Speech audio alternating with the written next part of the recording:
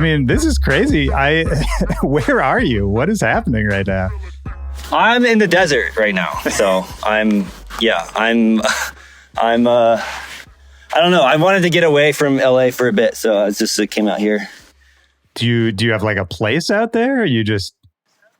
No, I'm in the middle of the desert. Like I'm like, I don't know if I can show you. Let me just show you. I'll just turn the camera around. Like I'm just like in this lake bed. There's my car. Oh man. And you know, so I have everything powered from my Prius. I'm just out here.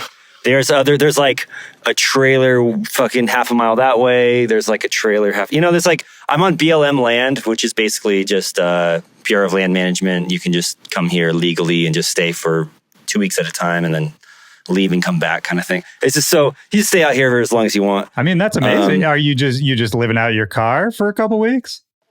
Yeah, I've been doing it since May, actually. Oh, wow. So, but I've been like staying in friends spots, you know, if I go play a show in Denver, I'll stay for a week and like, you know what I mean? So and then like I have like my car as like a home base too, where I have like a sick, you know, mattress in the back and I'm chilling and happy and I get to go places like this. It's been a bit annoying. I'm honestly looking for a spot right now. I've like, okay, I've done the thing. I'm good now. Yeah. You know like you got what you wanted and it's maybe getting a little old now. Yeah.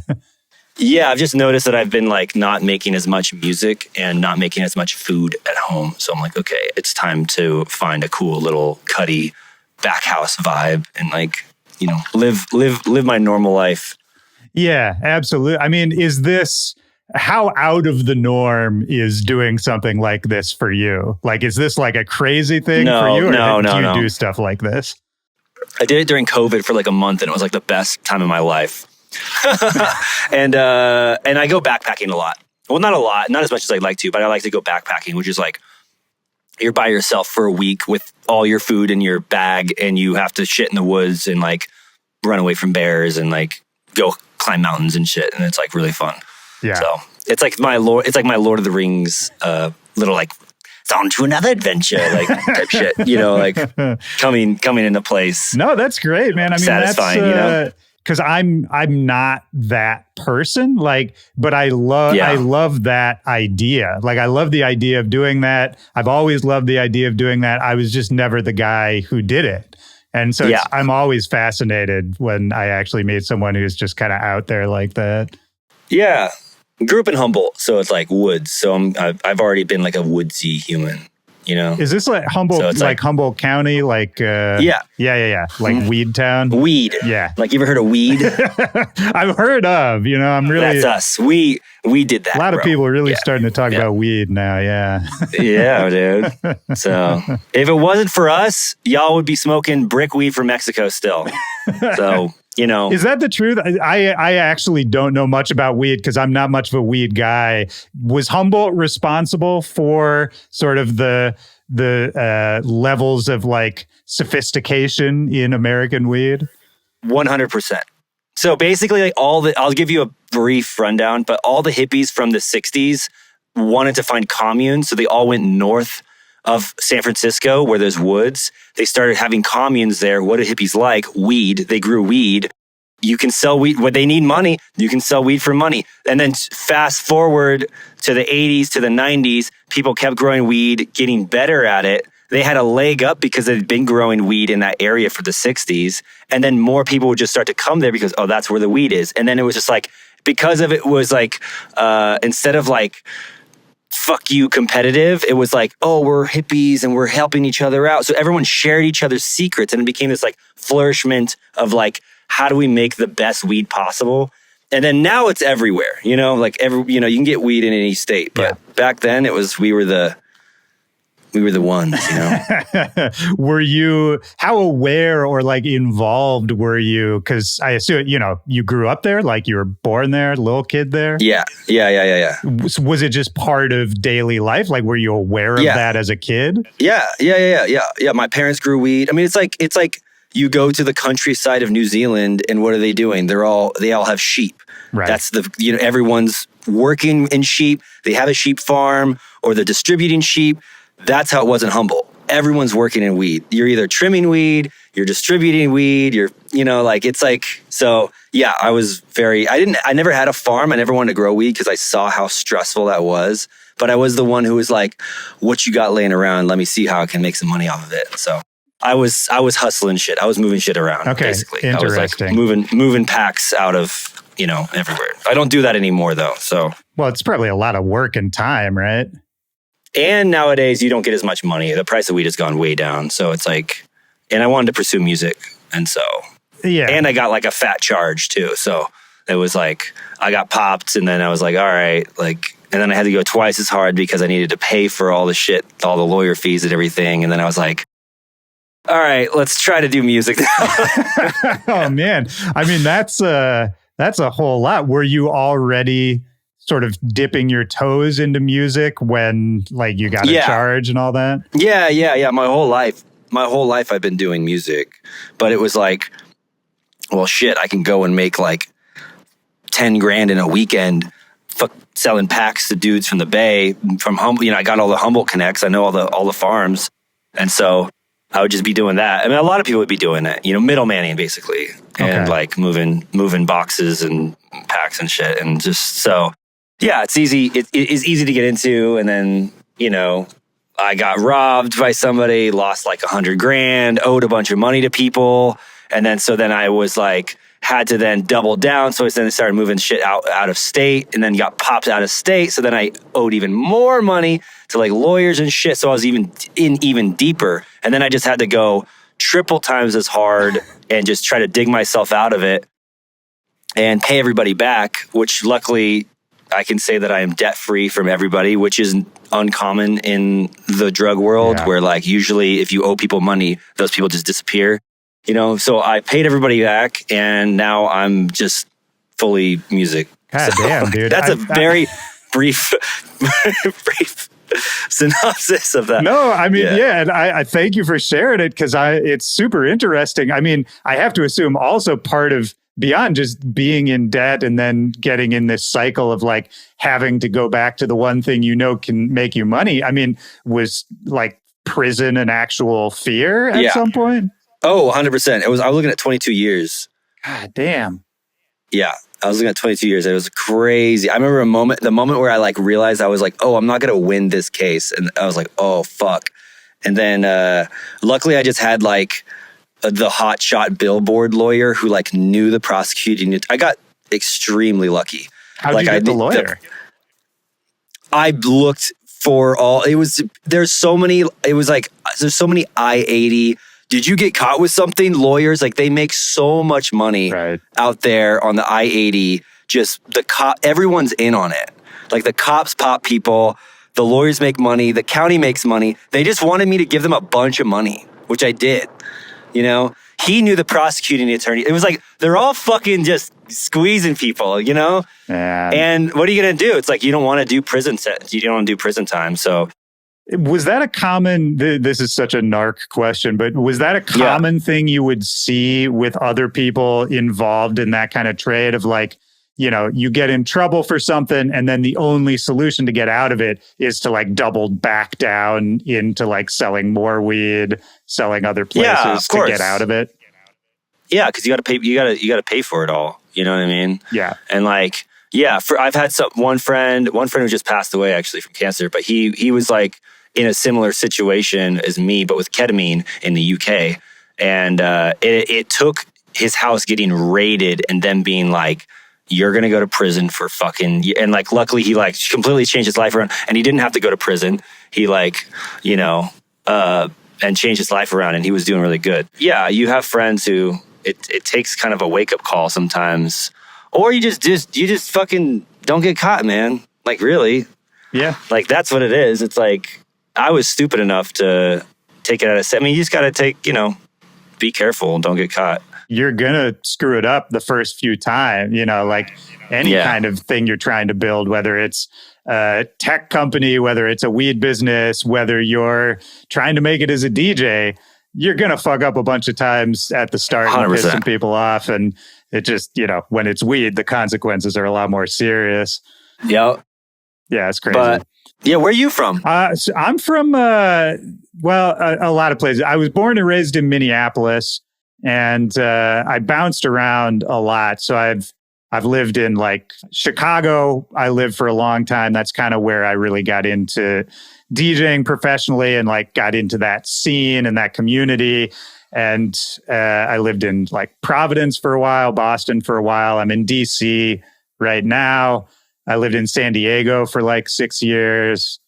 Yeah. How do you know Buku? Oh man, Buku and I toured together. You did a tour, right? Yeah, we did two tours super early on, like kind of before we should have been like at the top billing of a tour. You know what I mean? Like it was pretty DIY. Not all the shows were great, but man, I mean, he's my friend for life. Like those memories, that grind, so much time in the car together. How do you know him? I'm just music shit. Same thing. I mean, just through mutual friends and whatnot. I mean, he's like an easy guy to quickly get to know and love, you know? Yeah. There's some of those people where you're just like immediately like, all right, we're fucking homies now. Yeah. He's a sweet boy. Very sweet boy.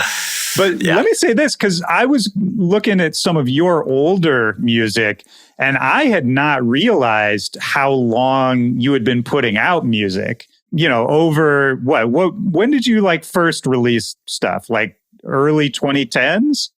I've been up and coming for the past 15 years, you know? Yeah. I feel that. So, I mean, like, I don't know, like 10 years ago is when I like really started trying to do it. But then there was like a solid 4 or 5 years before that, you know, like 17, I'm 32. What is that? That's 15 years, right? Yeah. Dude, that's crazy.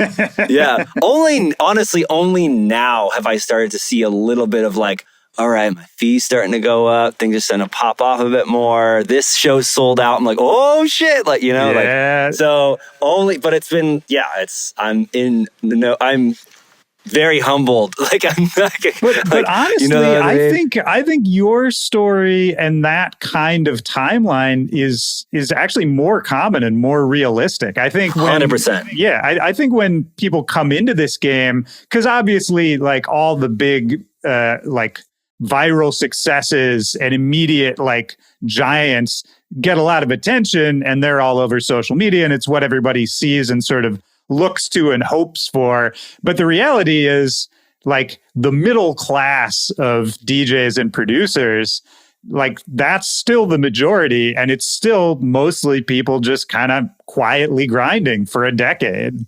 100%. You know? Yeah. I don't know. There's hills and valleys, you know? Like moments where you have momentum and then it kind of goes down and then you're like, fuck, why didn't I capitalize on that? But it's just a long game, man. It's like, and I think having, you know, you'll see people kind of blow up, but then they won't have as much deeper substance. So they kind of like scramble to get that. Like, oh fuck, I'm doing well. I got to start releasing. I got to start being a producer now. And you're like, oh fuck, like you better, yeah. But you know, it's I think having like some deep substance where you've been grinding for like a long time is really, yeah, it all helps. I don't know. The success game is like kind of funny to me because I'm like, why do we value success so much? It's like, it is interesting. People, you're killing it. And it's just like, right.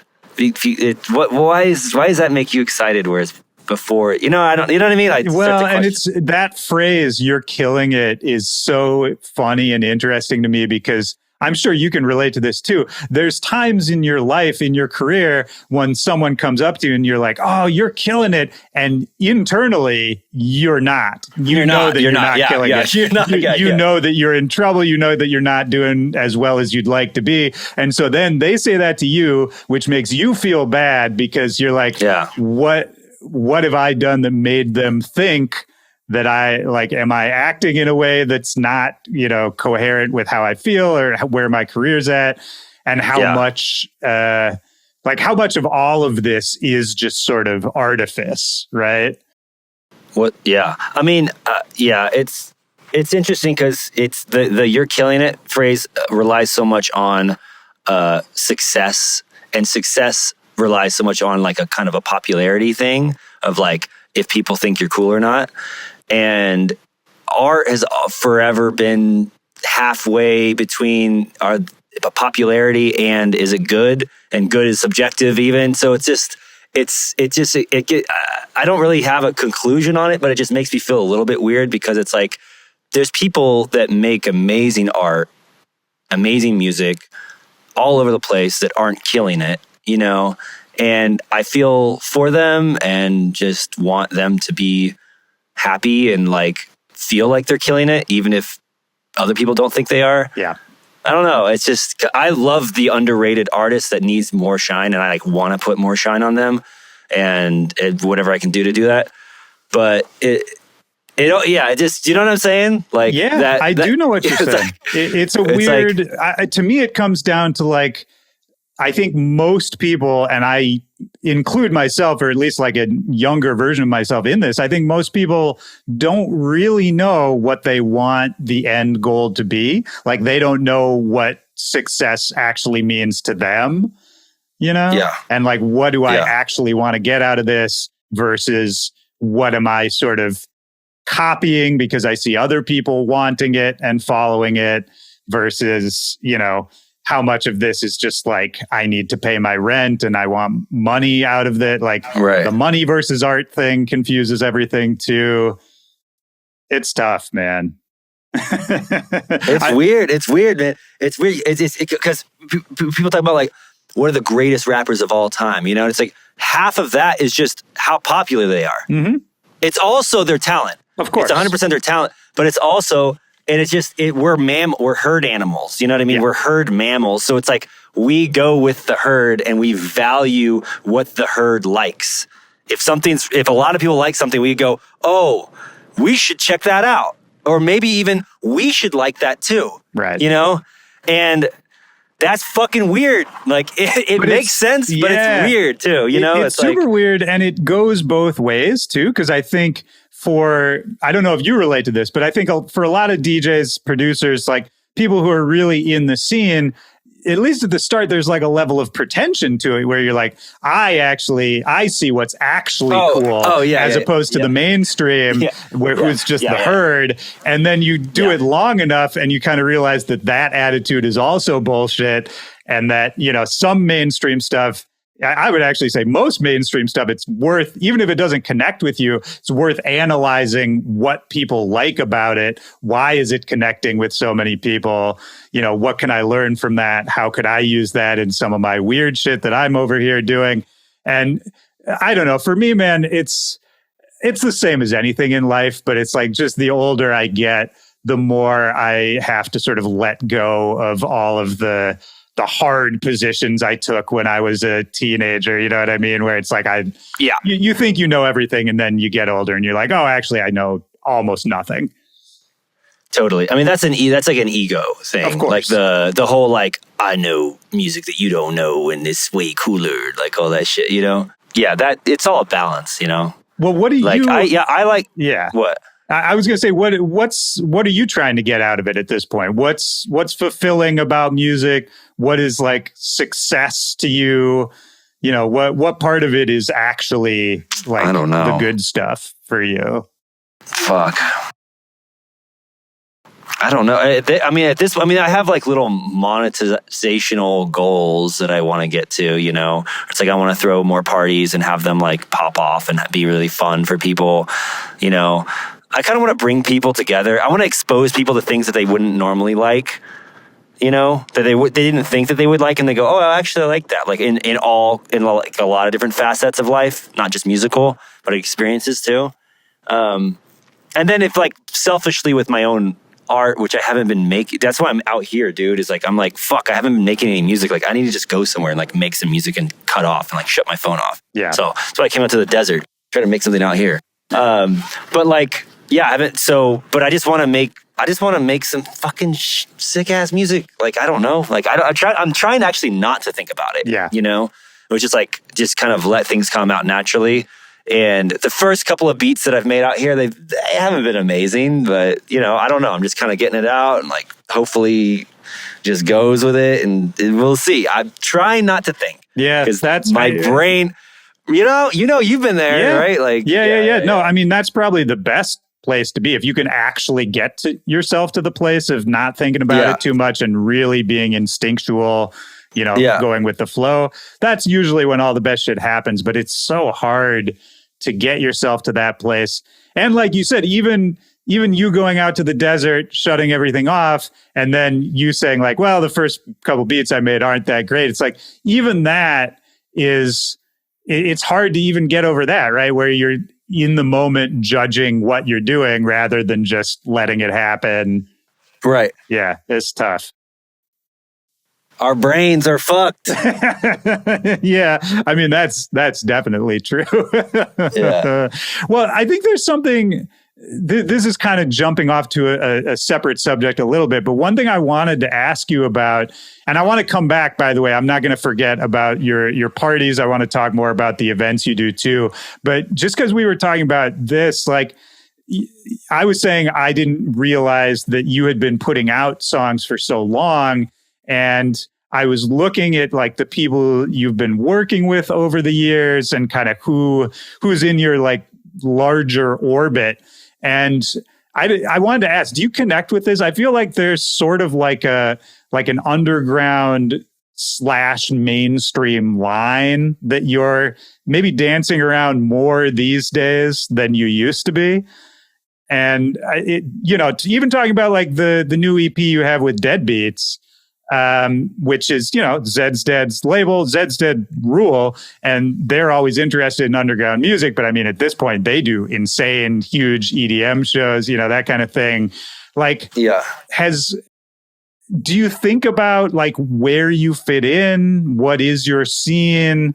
Where does your music fit in? Like, has that conception of who you are and what you make changed over time?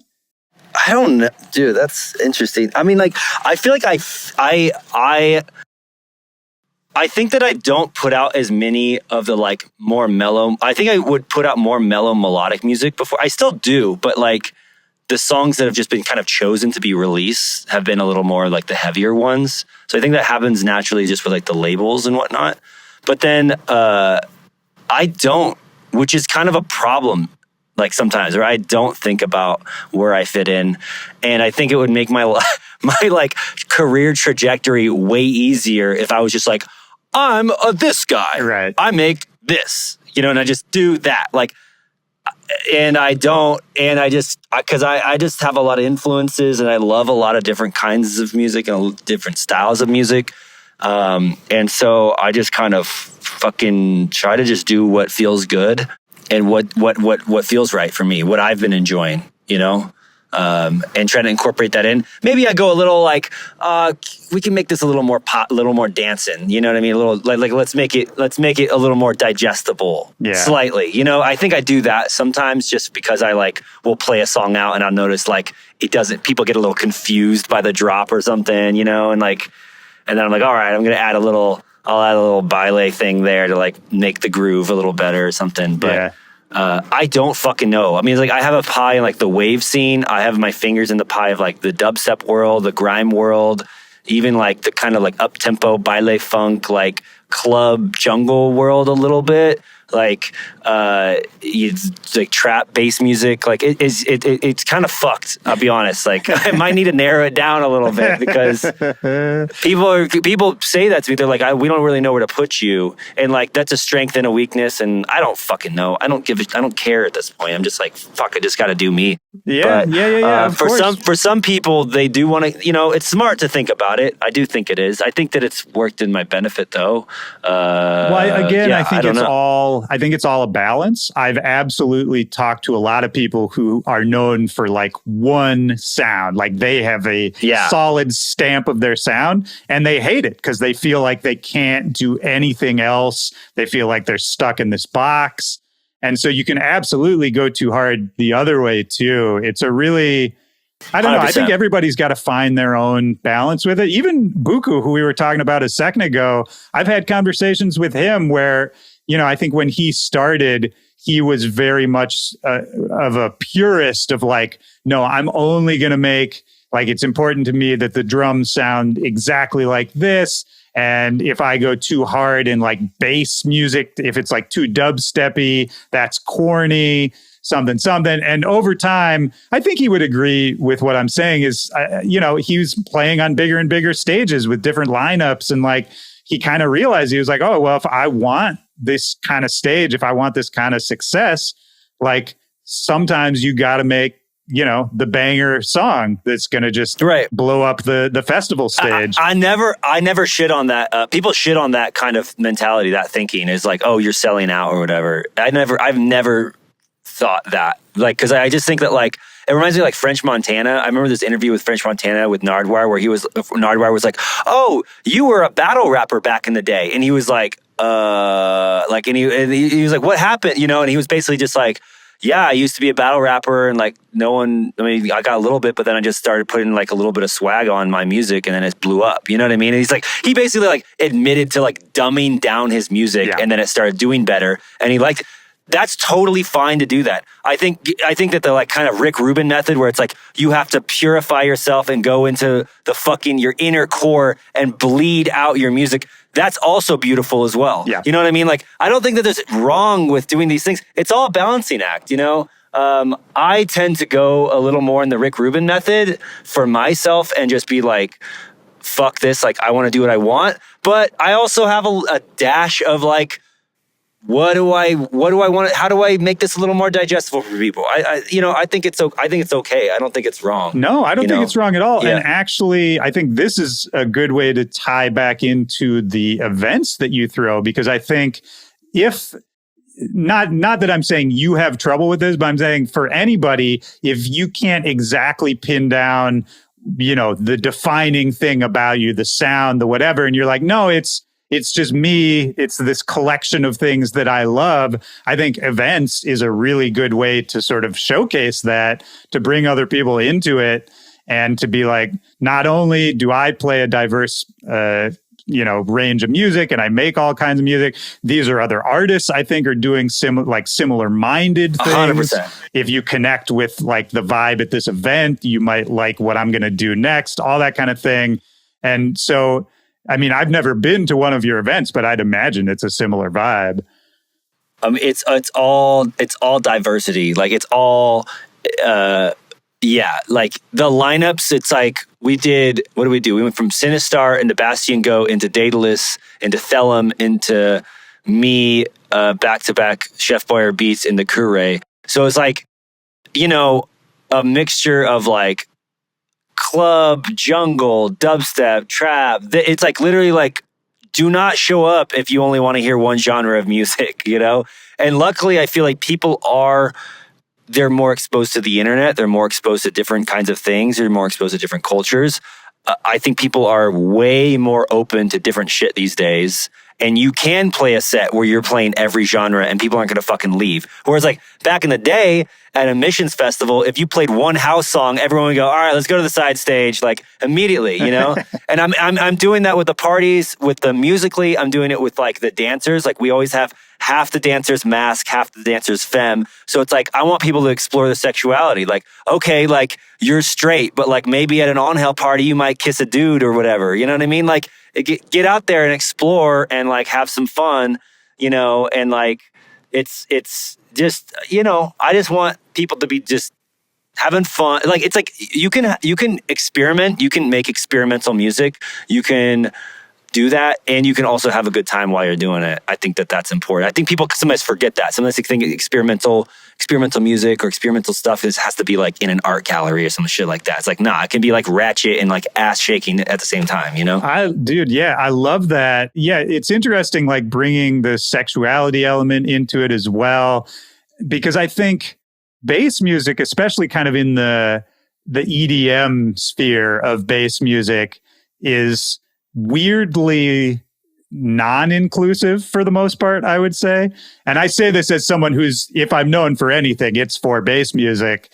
But the scene to me has always been weird because, like I was saying earlier, like I came up in Chicago, which is all about house music. And, the scene there is super inclusive and diverse and interesting.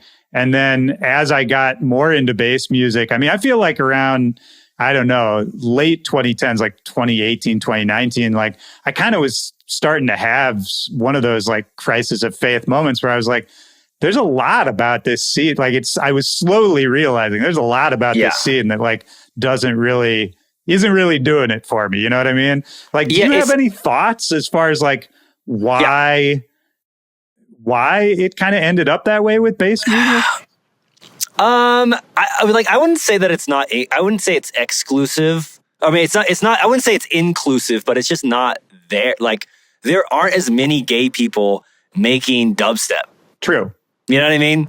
Like, just straight up. Like, there are. I don't. Why that is? I don't know. I mean, maybe it's just like the fucking rhythm of the beat. I don't fucking know. I mean, it's like where dubstep came sexy, from. But where dubstep came from. It was definitely very like bro heavy, you know, and like in the UK and whatnot, like with like Scream and Benga and like Mala and all that, you know. Yeah. There's a few tricks, but and then that world is very straight focused, you know, like the dubstep grime world, even the grime world coming from Jamaica, which is extremely homophobic. Like you could maybe make an argument there. Why? And then it like brings over into bass music. I mean, like nowadays, like you can see there's gay people that like dubstep, that like that like bass music, but they are diamonds in the rough. You know what I mean? And so, and like I have people message me and they're like, oh my God, like I'm gay and I like dubstep. Like, I'm so happy that you're doing this. But it's like, it's just so sweet to me that like people are like, they're like, I'm gay. I'm so happy that you're doing this. I also like dubstep and have so many straight friends, like because of this, you know? You know what? Now that you're saying this I think here's my guess. My guess is that there's always been a ton of queer people who are into bass music, but I think it's only recently that any queer people have been on stage playing bass music. You know, it's like, I think the representation for the artists is maybe what's been minimized. Yeah, I mean, I like bass music, you know, I like all kinds of music. So like, I'm basically just like attempting to like trick gay people into liking dubstep and bass music and stuff. And then like tricking like straight dudes into like looking at a man's cock or whatever, you know, it's like, just like come through and like explore and experiment. But I mean, I mean, it's funny because people like like, they're like, no one's doing what you're doing. This is crazy. Like the parties. And it's like in the queer community, what I'm doing is extremely tame. Like there's no glory hole wall halls where you can go down. There's just dicks poking out for you to suck. Like there's none of that. There's no people like, there's no fisting room. There's no dark room. You know what I mean? Like it's very tame and compared to like what it could be, you know? So, but for bass music, it is like revolutionary. So which is hilarious. But I'm just happy that it's doing well, and people are like really happy that it's happening because they're safe spaces for people. I mean, like I've had so many like the dancers come in to me being like, dude, we're like literally wearing nothing walking around and no one's touching us, no one's hitting on us, no one's grabbing us. Like it's like somehow. Like, and I don't do any dark ads on my parties. Like, I don't promote, I don't try, you know, I do it all within like our community and the people that are involved in the party and promote to them. So I think that kind of creates like a more underground, you know, primordial soup kind of vibe of people that come out. And it makes me happy. Where are you doing these parties? Well, I've been doing them in LA and people have been asking me to do them in other places. So I've done 3 of them now in Portland, New York, and Denver. And they all went crazy. 2 of them sold out. 1 of them was like very close to selling out, which is like insane. That's great, like, man. I've never had this level of success or whatever. So very happy. And so I'm going to do I'm planning like a tour of them later on, like the top of 2025. I'm going to try to. That's killer, man. I love it. So, is it, what do you ascribe sort of the current wave of interest in your whole movement to? I mean, has this just been like a steady build? Because obviously your music is great. You've been putting out music steadily for a long time. Has there been anything that changed to like get people more on board? Or has this just been like a slow wave that is maybe finally starting to crest? I think it's both. I think it's the parties for sure have done a lot. Like doing these I think it's it's another medium for me to express myself and for people to be like, oh, this is how he wants to express himself. This is the vibe, you know? And so it's just it's like another way to just tell a story. But like, I mean, it's also been a slow burn. I've had little hills and valleys of things popping off and not popping off, but yeah, that makes sense. I mean, it's actually funny talking about like the events that you're throwing and sort of your ideal version of a dance music event. What was like the first parties you went to? What was like an early, maybe not even as a DJ, maybe as a kid, like what got you even into the idea of liking this music? My bestie Brendan showed me dubstep and grime music when we were in high school, and we just drive around and listen to it in our cars, be like, whoa. Just like random, humble wook parties, you know, where it's like a warehouse, or like Titlow Hill, where, you know, it's on like the mountain, and you gotta go, and it's a full moon Titlow Hill party, and you pull up and there's like 100 people, and it's just like, ooh, it's like, I remember going up there in my sandals and like almost getting frostbite because it was like so cold. It was just like, you know, shit like that. What kind of music was playing?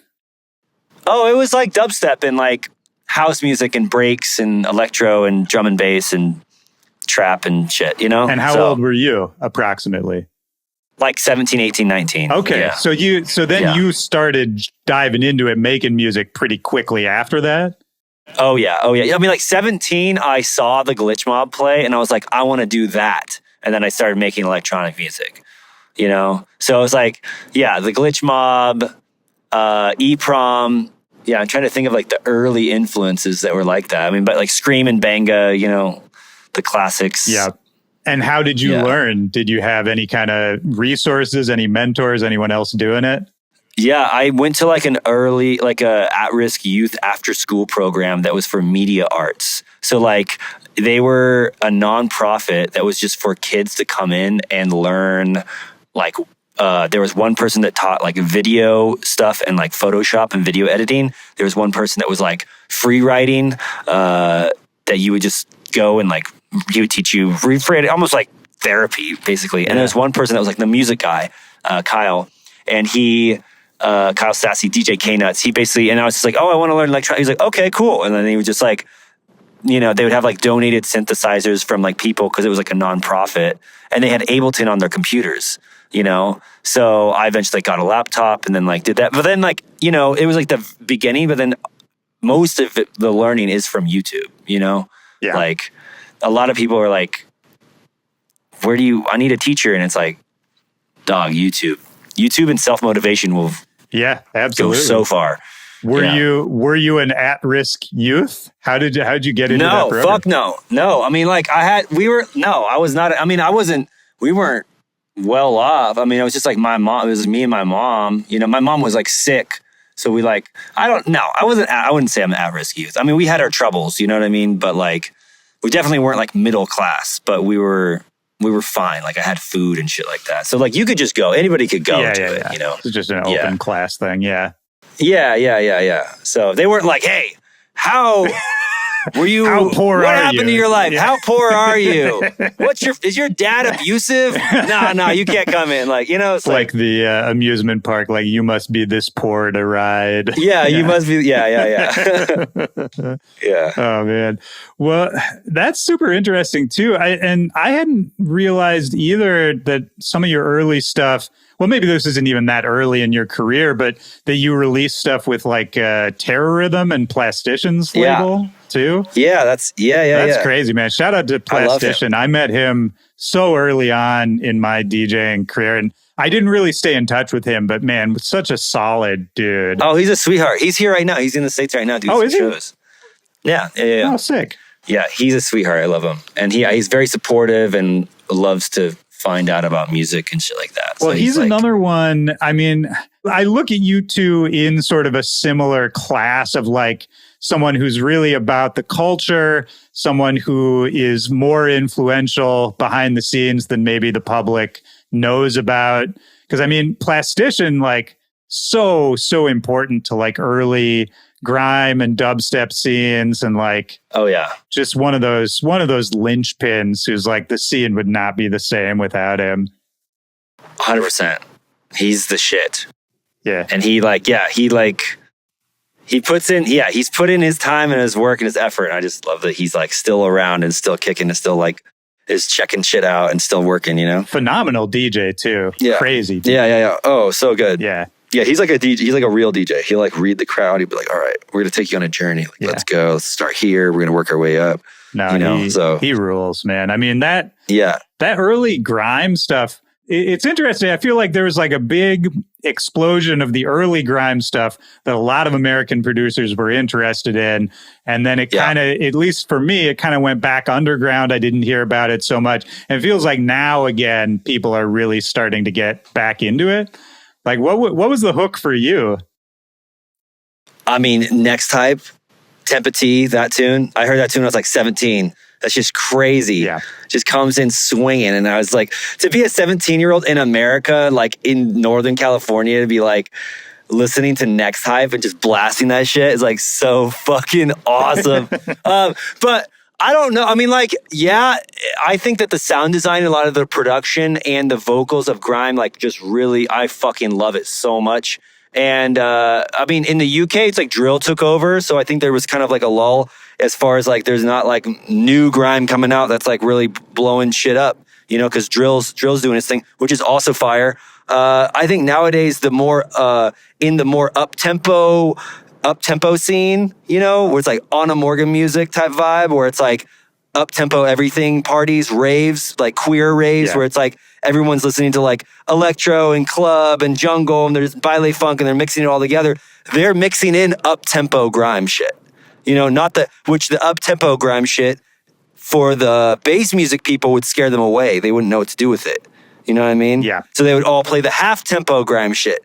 But now all the queer people and all the ravey fucks are listening to the up-tempo grime shit now. And Bianca Oblivion's doing some of that. You know, there's some other people. Anna Morgan's playing some of that type of shit.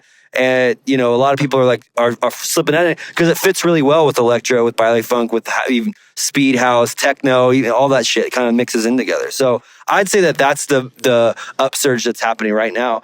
I'll never let grime go. I love grime forever, and I'll always make it, and I'll always have some of it in my influence. Detune Square Waves forever. Like, I'm fucking, you know, I'll get a square wave Actually, I do have a square wave tattoo on me. That's great. Well, even on the new EP you got with Deadbeats, I mean, you've got a grimy tune on there. Yeah. A couple. Yeah, it's never.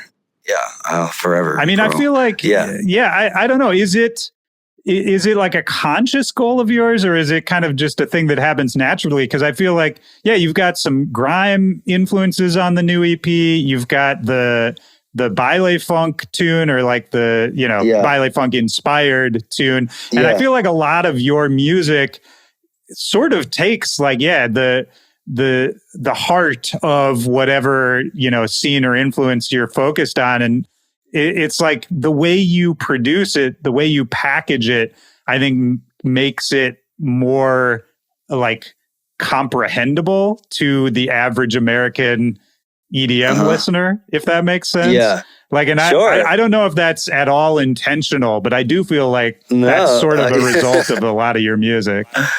That's cool. Yeah, I like that. You're very sweet. You're like listening to the music and whatnot. You're like doing your research. Hey, you're man, like, gotta do it, baby. Yeah. What's the point if I don't do that? Yeah, right. I don't know. I do feel like sometimes I try to be influenced by something. I don't try to be influenced by something. You're just naturally influenced by something. But then making it your own, I think is hard for some people. And I just try to make it my own, I guess and I used to do like this beat roast thing where I'd kind of like critique people's songs, and I would get a lot of songs that would literally just sound like a copy pasta of like Shades or a copy paste of Truth. Yeah. And I'd always just be like, yo, you guys, you can have like one or two maximum aspects of a Shades song, but not the drums, the bass, the sound design, the fucking Jamaican distorted vocals, it's like I saw somebody sent me their song that had it sounded exactly like Shades, and it had their visual aesthetic attached to it. It had like the black and white demonic thing. I'm like, dude, I'm like, so funny. Bruh, get your shit together. Like, bring your own shit into it, whatever it might be, you know? Whatever your own stuff might be. If you're fucking Polish, bring some Polish music into it. I don't fucking know. Well, what's your musical background? Because I mean, we talked about like what was going on around you growing up, but like, were you trained musically at all? I took classical piano lessons when I was a kid and hated it, but that got my fingers going, you know? And then when I was like older, like in high school, I was like, I want to learn how to like just jam, you know? And then so I had Kyle Stassi, DJ K, that's actually at the Mars, he taught me how to just like, well, here's the scale, just play within the scale and you just like fuck around. And I was like, oh, okay, yeah. And then so because my fingers were nimble, then I was able to like do that. And then I like kind of self-taught from the internet a lot of stuff. And then like, I don't know, took like a musical theory class as well at like college, but like a lot of self-taught and then just like fucking around on the piano. It's just interesting to me. Like, I always love to try to trace why we end up being attracted to the music that we are, if that makes sense. So for you, who ended up, you know, like having a real diverse range of interests and sounds and all that, I'm always curious, like, was anyone in the family musical? No. Yeah. So nobody. My mom was supportive though. My mom was always supportive. She was always like, wanted me to do music and like never like that's stupid. So that's cool. Cause she was like a hippie. My mom was like a Mexican hippie that was like thought music was cool and all that stuff. So she was like, you know, like all that. Is that how she ended up in Humboldt? Oh yeah. She was like my mom, my sister is my half sister and my cousin. So if you can figure that out, you know, you get brownie points. But basically, my mom fucked brothers. She fucked one guy, had my sister, and then he was like a hippie, and he didn't want to like raise her. Supposedly, this is her. And then her brother was like, "Well, come out to Humboldt on my pot farm and chill." And then she went out there, and then ended up fucking him, and then having me and my other siblings. And we were all like born in a trailer and shit like that. I was born in a house. My brother was born in a trailer though, and so. We like grew up basically out there. They mostly grew up out there. I kind of grew up more in town, but like, hippie, fucking free love, all that. Yeah, type of that's shit, interesting. You know? That's like a new kind of polyamory. That's the first time I heard of it. That's really interesting. Oh, it wasn't poly shit. No, I mean, I'm joking. I'm joking, but yeah.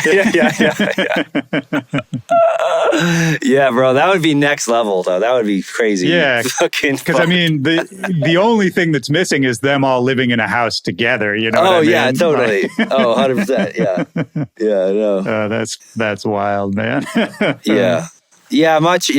My family shit is all fucked up, but like, you know, we make do. You make do. You know, I found out that like other people like their family members, and not to say that I don't like them, but like people deeply enjoy and have good relationships with their family members, which I always thought everyone had like bad relationships with their family, but it turns, and I Googled it and it's like more people have good relationships with their family than not, which I was like, wow, okay, fuck. Yeah. I guess, must be nice. I mean, it's you know, it's one of those things, but there's levels to it, right? Because like, my parents are amazing. I have a great relationship with my parents, but then awesome. Like, if there was ever like a family reunion type of thing, I would stay far away from that. You know what I mean? Like, right. Yeah. It's all levels to it. I love that. But what are your parents like? They're great. I mean, my mom's a doctor. My dad was a software engineer. He's retired now. They're both retired now. But awesome. Yeah, my mom's from Ohio. My dad's from Alaska. They met in college. They still live in Minnesota in the same house I grew up in. They're great. Wow. Wait, so they've been together for a long time? Oh, dude, like over 50 years. That's fucking great. That's awesome. Yeah, isn't it? That's so sick. It's wild. Yeah. I love it when people have healthy family dynamics. I'm like, fuck yeah. Well, and I'm an only child too, so it's like I got, not only was I lucky that they had a great relationship, but I was the sole beneficiary. You know what I mean? Oh yeah, so yeah. You reaped it. Yeah, I got awesome. Real lucky as a kid. Congrats. For sure. Yeah. It was cool. That's sick. But it's the same thing. That's what's kind of fascinating to me is like, I was also still attracted to like weird underground raves and found lots of fulfillment in that. And that's still, so it's like, it's one of those funny things where it's like, I attribute raving in general to really opening up my world. Cause if I hadn't started getting into music when I did, I could sort of plot out my life. Like I went to like a small private school. It was mostly white. Like I could still just be in Minnesota, like not really talking to anyone different than me. Like music is the thing that absolutely took me out of the paradigm I was going to be in. Would you say that you were influenced by Wesley Willis at all? Oh my God, dude. Are you kidding me? Yes. How did you even pull that? That's like one of my top 5. Yo, we have to know, dude. You're fucking. I mean, that's really crazy. I saw Wesley Willis live, like, I don't know, 5-6 times before he passed. I've done entire Wesley Willis like nights at clubs. Yeah. I've been trying to track down some of his artwork to buy, but it's all fucking unbelievably expensive now. Yeah. That's great. You're Willy Joy. We have to know, bro. I mean, you just flipped it on me, man. That's wild. Wesley Willis is a huge influence on me. Like, that's I find him to be a very inspirational guy. Yeah. Do you also love license plates? License plates. That one's not connecting as much. No. Interesting license plates? No, not really. I've never had an interesting license plate. You've never been interested in license plates? Where are we going with this? No, not really. I struck out. I was trying to go Nardwar on you, bro. Yeah. But what, did you see me with a license plate somewhere? No. Whatever. It's all good. What else should we talk about? I'm trying to think, like, have we talked enough about the new EP and like what you've got coming up? Like, is there anything you're working on? Anything you're stoked on that people should know more about? I'm just trying to make some music, bro. I haven't been making music, so I'm trying to do that. I'll do more parties. I don't know. Got some songs coming out soon. I think some more ones. Collab with Hypho, some other things. But I need to just fucking make some tunes, dog. I mean, you know what I mean? Of course I know what you mean. Everybody goes through those periods, man. You're not alone with that. Yeah. You're not alone with that at all. Shit. Do you have, I mean, this is actually interesting because I think a lot of up and coming producers listen to this. When you hit a creative wall, do you have anything that like usually works to get out of it? I don't know, man. I just do other shit, which is probably not a good thing, I don't know. I think that's a good thing for some of it. Yeah, I just do other shit. I just try to make sure the shit that I do is like healthy and not draining my brain, whatever that might mean for anybody. Yeah. You want to drain your brain. You want to have a healthy level of brain draining, but like I just try to make sure that it's like some healthy shit. So that when you come back, you can kind of like get shit at a new perspective. I'm at a point right now where I'm pretty like out of the loop as far as my own like production habits. So I kind of got to build those back up again because I've just been like in spreadsheet world, like planning parties and like emailing people and like sending fucking Venmos and shit. You know what I mean? Dude, like, that as somebody who's been doing a weekly podcast for many years now, this started as a total just like little side thing that I was doing for fun. Yeah. And anything like that, throwing a party, all those other little side things, they can take on a life of their own very easily. How has it been for you? And how have you been enjoying doing your podcast? I mean, I'm on year 8 of it, man. So it's 8. Yeah, it's crazy. 8. Yeah. We're at like 375 episodes, something like that.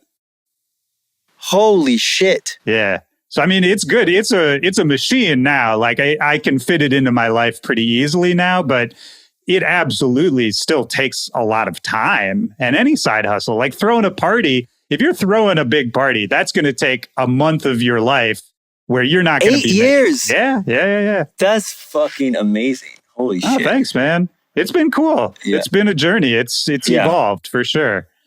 Yeah. I've thought about doing one, like, and then I tried recording a few and I fucking hated it. What didn't you like about it? I felt really awkward asking people questions. Okay. I felt really, really awkward being like, all right, here it is. And I was like, I just immediately got so nervous and shy and insecure and That's weird. really interesting because you're very good at podcasting. Like I have done this many, many times. I talk to a lot of DJs. Most DJs are not this good at like talking on a mic. Yeah, maybe I've gotten better at it. I don't fucking know. I think it was like the pressure of it being my own thing. Yeah. Where I was like, oh no, like, and then it's like they just sat there and they're like, all right. And I'm just like, wait, what do you mean, all right? And they're like, oh fuck, I have to ask the question. I was like, what the fuck? I don't know. What's going on, dude? But like, I will say, like, let me give you some grace there. That could just mean that you had a shitty guest you were talking to. Not that the person was shitty, but just that they were bad at podcasting. Because I still get like that too. If you ask somebody a question, they give like a short little answer and then just kind of stare at you. That's not good podcasting. Yeah, man. I mean, it is hard doing a podcast with musicians. Yeah, because musicians aren't. It's like you're not doing a podcast with like comedians. Yeah, it took me years to figure that out. Yeah, yeah, like so like in a way, like you have to end up being like the interesting, talky person. Because if they're not and you're not, you're fucked. What are you guys gonna see? Oh yeah. Yeah. No, I mean, I could tell you off camera when we're not recording. I mean, I know the episodes of my podcast that are shit shows because of that problem. You know what I mean? Yeah, for real. I can only imagine. Yeah. So that's been a little bit of fear I've had. Like, oh man, and also just the consistency. I'm really bad with consistency. Once something starts to be consistent, I start to feel like I'm gonna I can't I can't it feels like I'm in a prison or something. I need to escape. That's interesting. Yeah, I mean that maybe the solution there is to predefine it, like do a season. You know what I mean? Like do 10 episodes and then be like, that's it. That's season 1. And then, let it go for a year. That's not a bad idea. So record them all and then just be like, I'm done. Yeah. Record them all. And then over the course of like 3 months or whatever, you drop them. You see how people react. You see how you feel about it afterwards. And then, whatever, 6 months later, a year later, do season 2. That's not a bad idea. But but then like the relevance of it might be not so top notch. You know what I mean? You might be talking about issues that are like fucking dated. Right? Yeah, it's possible. Maybe you could record everything in a compressed time period, or maybe you just schedule it out. So it's like 2 months of your life you're recording one a week, and dropping them the week afterwards. Done. That's the season. Okay. I like that. Doing a season. It's smart, man. It's Anna Luno did that. She had a podcast that was kind of more about like creativity and like how artists find their creativity in general, but she was mostly talking to DJs, and she's like an amazing radio presenter anyway. So it's great. Yeah. But she did the same thing. I think she did 3 seasons of her podcast, and she spaced them out like, I don't know, 6 months or a year apart. And it's great. That's pretty sick. And with that, then you can really focus on like, who's the perfect guest? Like, instead of feeling like you have to fill every week for infinity, which is what I do, you can really focus on like, how is this going to be the ideal presentation? Yeah, totally. That being said, it also could just be another distraction you don't need. You know what I mean? Right. Like, yeah. It's just one of those things. I don't know, man. Are you on the road a lot right now? What does touring look like? Yeah, I have 10 days off now, but I have some shows next weekend. So nothing this weekend, which is nice. But yeah, I mean, almost every weekend I'll have a show, which is awesome and exhausting. I always wanted this, and then now it's happening. I'm like, fuck, okay, I gotta like figure this out, figure out what it feels like, So, yeah, shows have been good. Shows have been crazy. I mean, I remember there was a moment there where like I had like 5 bad shows in a row, and I was like, dude, what the fuck? Yeah. You know? Yeah. And then and so now it's kind of crazy that like almost all the shows are like pretty decent. That's great, man. That's, I hope some part of you at least is able to take that in and enjoy it and be fulfilled by it. Of course. Because you've been grinding for this. It leaves me speechless. I'm like, what the fuck? Like, I'm like, this is crazy. I'll never get sick of this. Yeah. I'll never get sick of playing shows. I don't think I'll ever be jaded. I mean, like, I have been jaded. Sorry. I will get jaded. But I can't do the jaded thing. Have you been jaded before? Are you jaded right now? No, I'm not jaded right now, but of course I have been, for sure. Yeah. No question. I've been jaded before. Everybody gets jaded at a certain point. I have friends that are jaded, and they're jaded. A lot of them, they've kind of like grew up in the SoundCloud era or came up in the SoundCloud era, and now the social media era is like really, really bogging them down, and they don't know how to navigate it, and they don't know how to do it, and they don't want to. Yeah. And a lot of them, some of them just complain. Some of them like kind of attack other younger people that do social media, or some of them just get really sad and want to quit music. I mean, it kind of feels a little bit like a small epidemic of like artists that know how to make amazing music and do not know how to navigate the social media sphere. And I don't know what to do. Like, a part of me wants to be like, fuck, we should make some sort of like social media agency that helps broke artists. That's like a nonprofit that gets grants that specifically puts budgets towards artists that could need help managing their social media. But it's like, I don't know. I don't necessarily have the time to like start something like that. But like, it does feel like there's so many depressed musicians right now that like do not know how to post on anything. And they're like, I don't want to post a selfie. And then it's like, well, dude, that's what helps. And they're like, but it's like, fair enough. Like, you don't want to post a selfie. Like, we can figure out something else you can post. I don't know. I'm just like, I don't know what to do, man. Like, dude, I want to help these people, but. Well, I love that idea of the nonprofit. If anyone can do that, that would be a huge help, because you're right. There's a certain group of people who are going to be left behind by this sea change. Like, anytime there's a major sea change in technology, in the way music gets promoted or released, like, all of those leave a certain amount of people behind who can't or won't adapt to it. And that would be good, because you're right. There's a lot of very talented people who are not making the transition. I mean, what about for you? Because I feel like your social media is great. It's hilarious and engaging and interesting. Did that come naturally to you once you realized it was a thing that helped? I mean, I just, yeah. I mean, well, it didn't. I don't know if it came. No, short answer, no. It didn't come naturally. Like, talking in front of a camera is fucking awkward as shit, and it's taking me. I'm still awkward in front of the camera. As much as people are like, "You're not awkward." I cut out all the awkward parts. I leave the camera rolling, and I just record. Okay, what do I have to do? I have to fucking promote my next EP. Okay, fuck me, god damn it, fuck. Okay, I have an EP coming out. Okay, boom, clip that. Yeah. You know what I mean? Yeah. It's like, and then you just chop it up. Like, it's so awkward. And to have other people watching you do it, it's fucking horrible. Like, so, but it's just, there's things you have to do to make the shit roll. Like, you've got to take the trash out, man. Like, no one wants to take the trash out.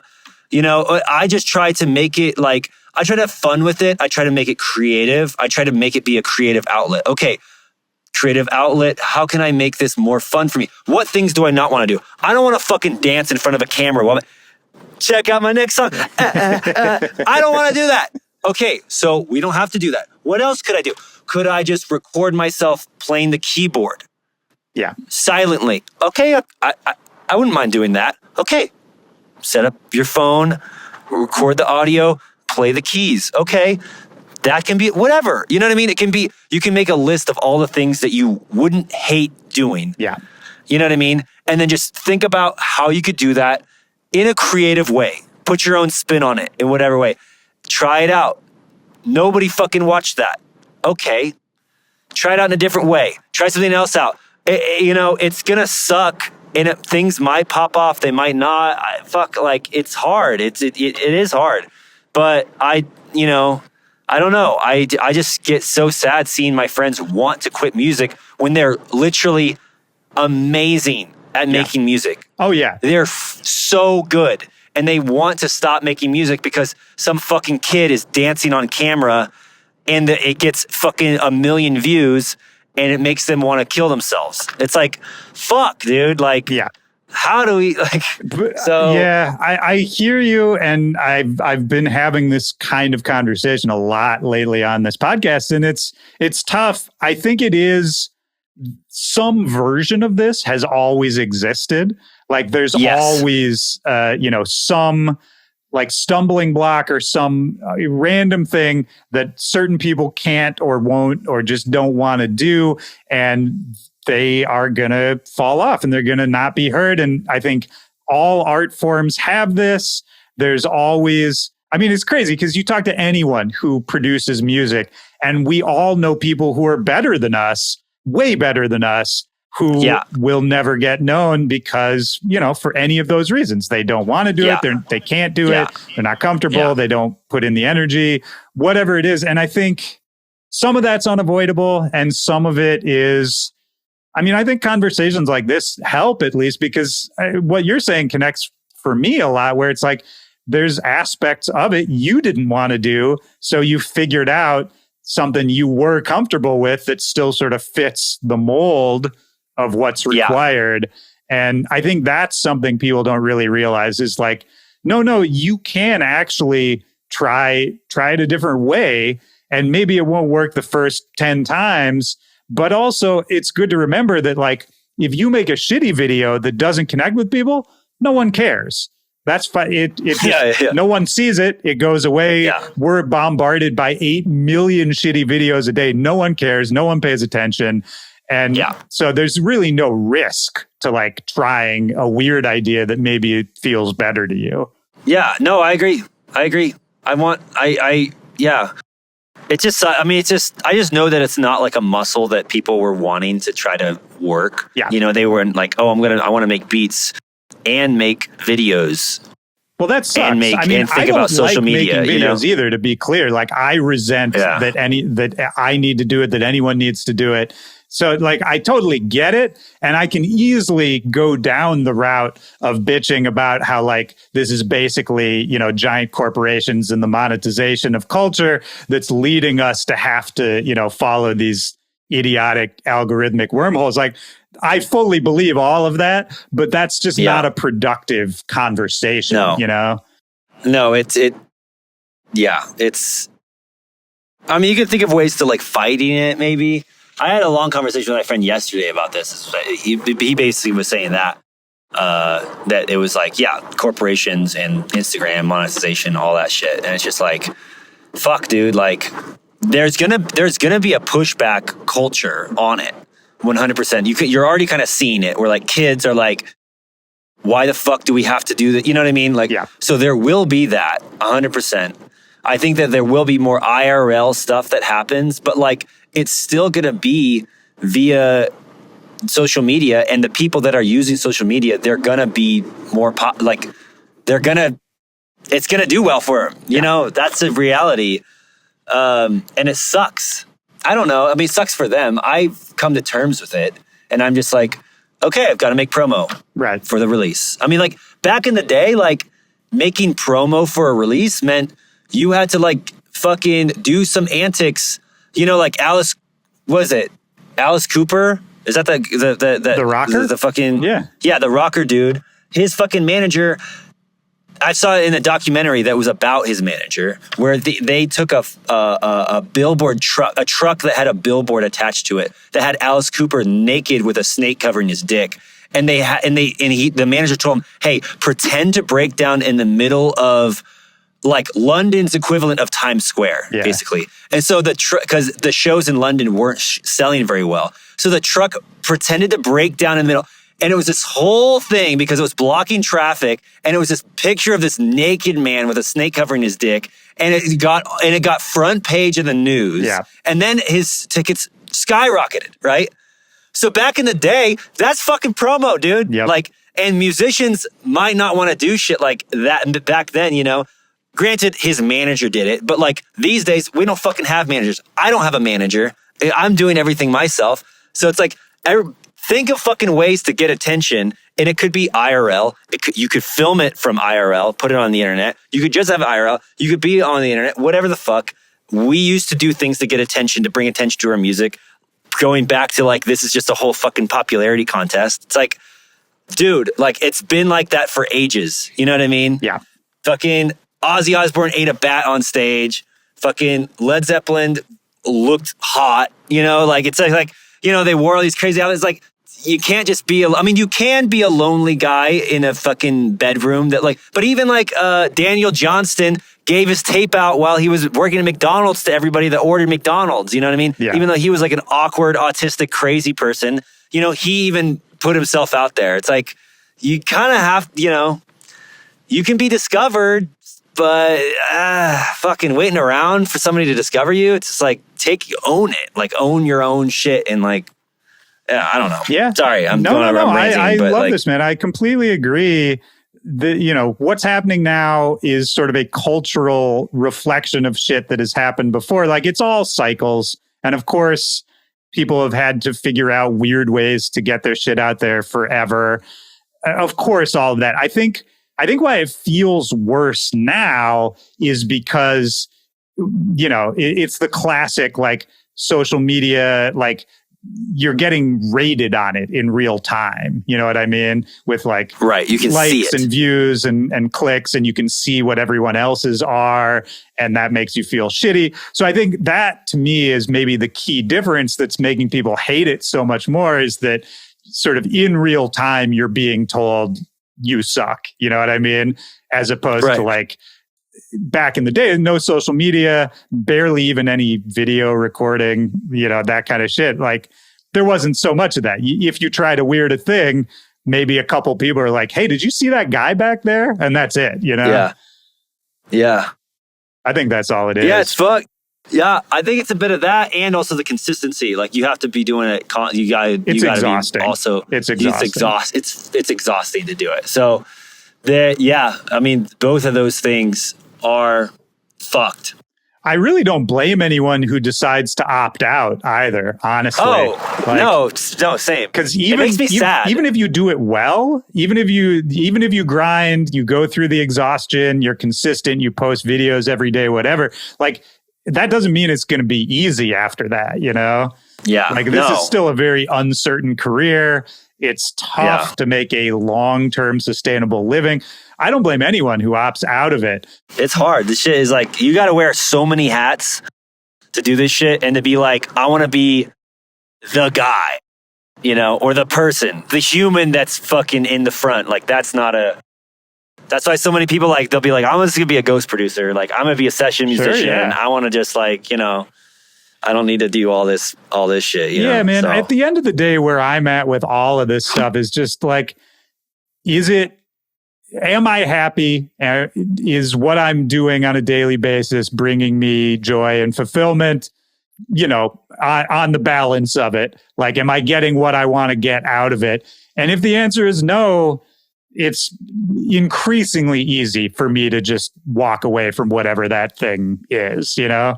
Because, like, the whole point of this, the reason I got into this, I don't know for you, but it was like, it was a feeling of like happiness and elation and like excitement that I couldn't get anywhere else. That was it.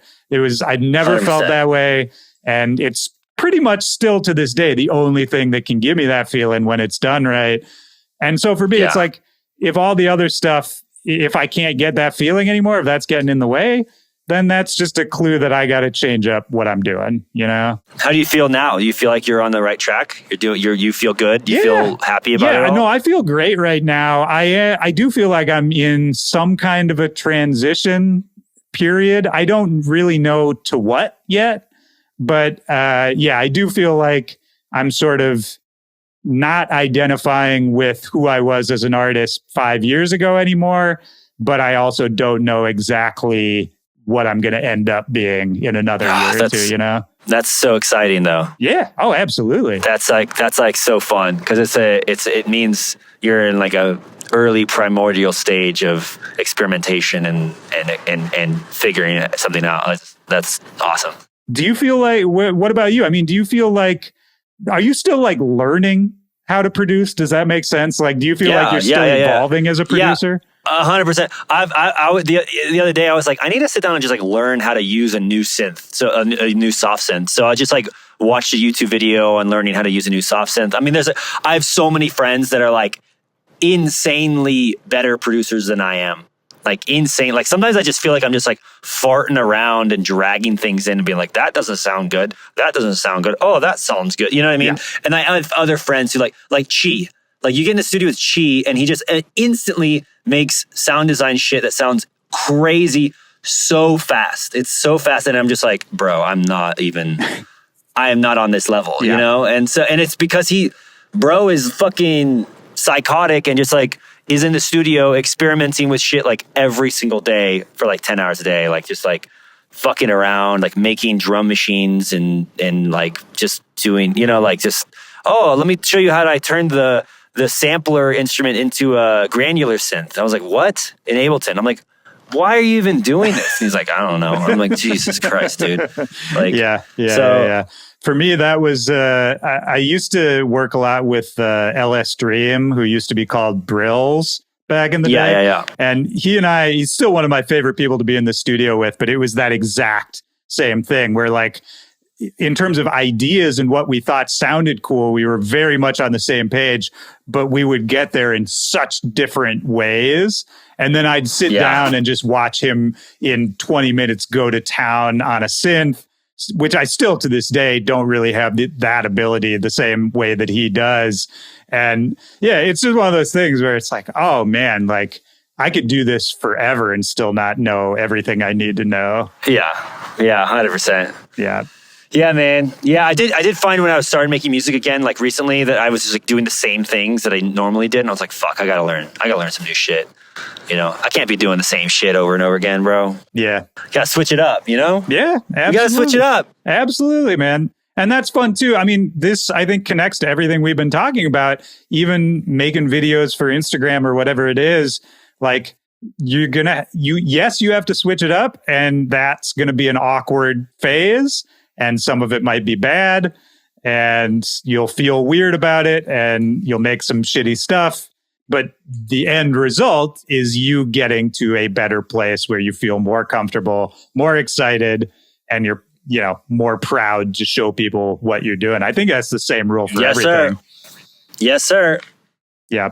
Well, dude, this has been super fun. I don't know that I have a ton more to ask you. Oh, do you want to talk about your salsa? Oh, yeah, I make salsa sometimes.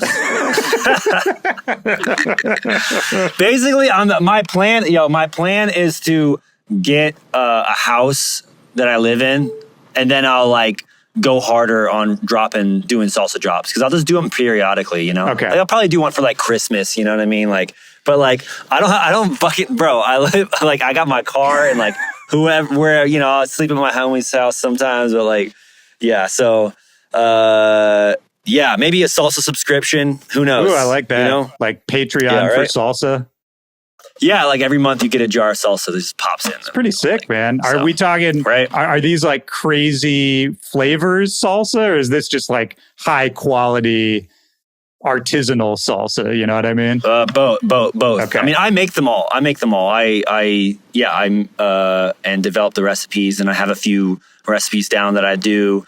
And I also experiment with new recipes always. So I've done like a ghost pepper, I've done a Carolina Reaper, I've done a mango habanero, I've done a verde, I've done a chipotle, I've done a pineapple. I've got some more that I want to do, but like, yeah, I love cooking. So it definitely like is exhausting. Like making a bunch of I don't make a lot of money doing it. It's definitely a labor of love, you know? And so it's like I have to really want to do it and be in a place where it's like it's not taking too much of my time, because it was like fucking like, bro, I don't know if you've ever made 100 jars of salsa before. I have not. It chopped like 50 pounds of onions, but like it becomes not fun. You know what I mean? It like you're like, fuck, dude, and you're like, you're just like over there looking at it, you're like, oh, ISOXO sold out the shrine 6 days in a row. And I'm just there chopping onions. What the fuck am I doing with my life? Jesus Christ. But like, it is a labor of love. I do like doing it, but I just need to get it at a healthy spot where I'm like, okay, I can do this consistently. People can be happy. Like the salsa's quality is good. Yeah, of course. So, yeah, maybe get. But I will. My plan is to do it more in the future and like get it more streamlined. No, that's great, man. And I think something like that is such a cool little add-on to people who like what you do as a musician. You know what I mean? Like if we're talking about other ways to bring people into your world, to get people interested in you as a creative person in general, all the shit you do, like it's the same thing again. It's like, oh yeah, you have other interests. People can participate in those as well. It's smart, man. I just say make businesses out of shit that you love doing. And then it won't be as like fucked if you're doing it for a bunch. You know what I mean? Like if you got to take the trash out while doing that business, it's like, you're like, well, I'm doing it for something I like. Yeah, 100%. Yeah, I will. The only caveat I'll put on that is like, I think you have to keep at least a tiny bit for yourself. You know what I mean? Like you got to have some stuff you don't monetize. Cause I at least for me, like, I don't know, man, at the end of a long week, like I need a little treat. I need a little escape, and it can't be something that I share with the world, Yeah, dude. Yeah. Whatever that 100%. I agree. Yeah. I mean, I think we did it here. This was super fun. Yeah. Is there anything else on your mind? Anything else you want to get out there? No, man. I appreciate the conversation, Mr. Joy. Me, dude, I appreciate this. This was fantastic. Yeah.